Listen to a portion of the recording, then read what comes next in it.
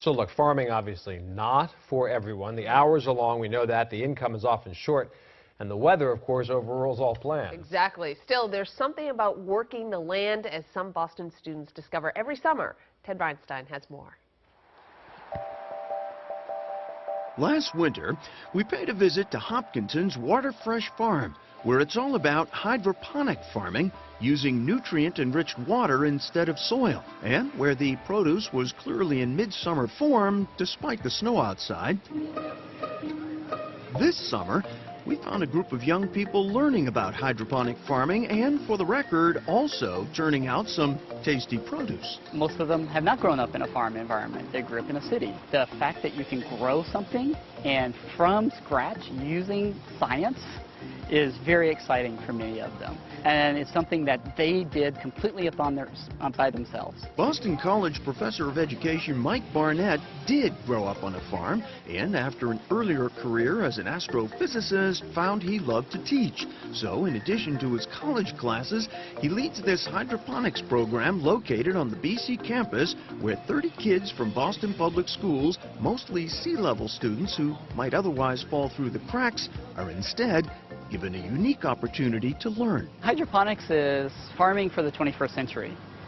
What's nice about it is it's interdisciplinary. You need to know a little bit of physics, a little bit of chemistry, a little bit of biology. You need to know a little bit about marketing. So it integrates all the disciplines that kids are learning in school into one coherent package. So now I know how to plan things out if I ever decide to become a farmer of any type. So I learned a lot about farming, then I learned a lot about chemistry. What do you like best about doing this? When we do farmers markets on Saturdays, I like going out to people and asking them, hey, do you know what hydroponics is? And they look at the basil and they're like, oh my God, it's so huge. So that's my favorite part of it. One of the interesting components of the program is when you go for a job, the first question that you tend to get asked is, have you ever solved a problem before? And our kids can say, yes, I have solved a problem from beginning to end, and here is the product. Most high school kids can't do that. Most college kids can't do that. Elsewhere in the greater Boston area, there are other young people who are also learning about growing and small-scale farming. And for some of them, their day begins in a very different place than the fields they're working in. It's 8 a.m. on an August Thursday morning in Mattapan. These kids are catching a bus to their summer job in Canton. Less than 30 minutes, but seemingly a world away. City Harvest is an incredible program and opportunity for young people from inner city Boston, but it's really a chance for young people to unplug from their everyday life and just have a chance to plug into something that I feel gets neglected, and that's the resources that nature has to offer. So good morning, everybody. As you know, on Thursdays we do a harvest for our markets today. Will Bullock is the director for this innovative and joint program of the Greater Boston YMCA and the trustees of reservations on whose property the farming is done. 12 mostly inner city kids work for 8 weeks, experiencing not only how to grow good produce, but also how it feels to sell it and reap a profit as well at weekly farmers markets in the city. A lot of the farmers markets we do are in communities that a lot of the young people come from. So for a young person to be able at 15 to 16 years old to be able to literally know the work that went into this single tomato. Thank you so much. I'm so excited. They give it to someone who wouldn't have access to that quality. Teaches them that at a young age they can, make a huge difference. These ain't bad looking squashes. So you grew these? Yeah, we harvested them this morning.